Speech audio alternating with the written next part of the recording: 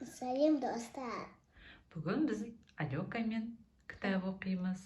Алека кітабыңды көрсетші. Мынандай Бала Айдаһар деген кітап оқимыз бүгін. Бала Айдаһар алыптар отбасында дүниеге келді. Атасы аузынан от жалын шашып әлемге аты шыққан, ал әкесін жұрт ұзын бойлы деп атап кеткен. Өйткені оның бойы шынымен де аспанмен таласқандай биік еді. Тіпті күнге жетуіне сәл-ақ қалған. Ол ма, ағалары мен әпкелері де алып денелі мықты болатын.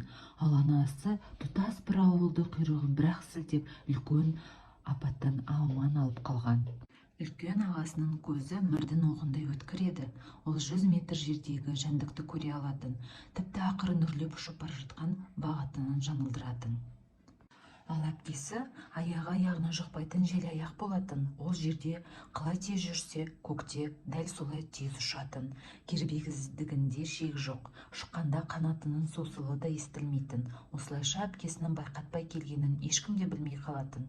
Тағы бір ағасы болатын. Ол да әкесі сияқты алып болатын. Айналадағыларды таңғалдыру үшін осының өзі жетіп жатыр.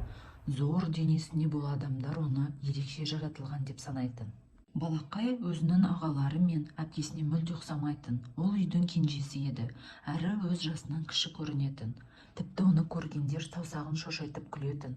Сол үшін де Балақай өзін қорқыныштымын деп ойлайтын.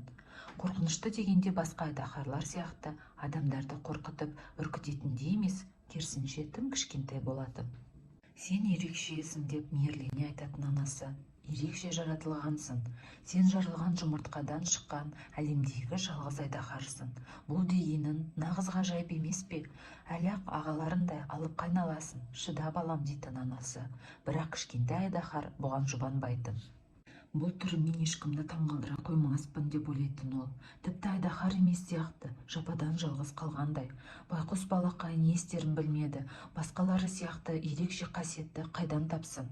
Мен өмірінде бір рет болсын аузынан жалын шығарып көрдім бе деп сұрады бірде атасы. Бәлкім бұл қасиет саған да дарыған шығар, кім біледі? Қане Балақай деп ұсыныс айтып. Алайда Балақайдың аузынан жалын емес, сыздақтап түтін ғана шықты. Күнде жаттықсан үйреніп кетесің деп жымиды атасы. Мүмкін ертең тағы байқап көрерміз. Бірақ бәрі көмектеспек болған сайын Балақай өзін түкке тұрғысыз сезінетін. Ол мықты емес еді, тіпті үлкен де емес. Жерден көтерілейін десе, кішкентай қанаттарының күші жетпейтін. Ақыры түк шықпады. Ол өзінің алып айдаһар емес екенін, ешқашанда өзінің туыстарындай мықты бола алмасын сезінді. Сөйтіп Балақай одан сайын тұнжырай түсті. Бір күні күн шуағын аямай төгіп тұрды. Бала айдаһар мүк басқан жұмсақ төмпешікке жайғасып ұйықтап кетіпті. Кенет қорқынышты бір дауыс естілді. Қараса, анда жан ұшыра өрттен қашып барады. Орман қып-қызыл өртке ораныпты. Жолында кездескенін аяйтын емес. Шошып кеткен Балақай үйдегілерді көмекке шақыру үшін тұра ұмтылды.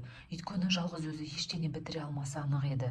Алайда анасының қанаты отты одан сайын өршелендіре түсті. Жерге жетейін десе, әкесінің бойы тым ұзын. Ал атасы жалын шығарғаны болмаса, оны өшіре алмайды екен. Сөйтіп олардан еш көмек болмады. Кенет Балақайдың ішінде бір өзгеріс болғандай көрінді. Алдымен артқы аяқтары шаншыды. Сосын сытыр-сытыр еткен дыбыс шықты. Кішкентай айдаһар тамырларын қуалап, мұздай су жүріп өткендей сезінді. Бәрі оған аузы ашылып қарап қалыпты. Балақай өз табанын көріп қатты таңғалды. Олар мүлде басқа күйге еніпті. Қою жасыл түстен аспандай көк түске өзгере қалыпты. Бұдан бөлек қабыршағы жып-жылт тұрмыс сияқты жылт-жылт етті. Бала айдаһар өз көзіне өзі сенбеді. Ол терең демалып, ақырып кеп қалғанда суық ағын атып шықты. Бұл ағын жалынды қатырып тастады.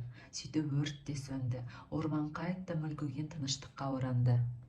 Бәрі аяқталғанда орман тұрғындары жақындап келіп Бала айдаһарға алғыс айтты. Туыстары да қуанып, құттықтап жатты. Осылайша Балақай бұған дейін ешбір айдаһардың қолынан келмеген ерекше қасиетке ие болды.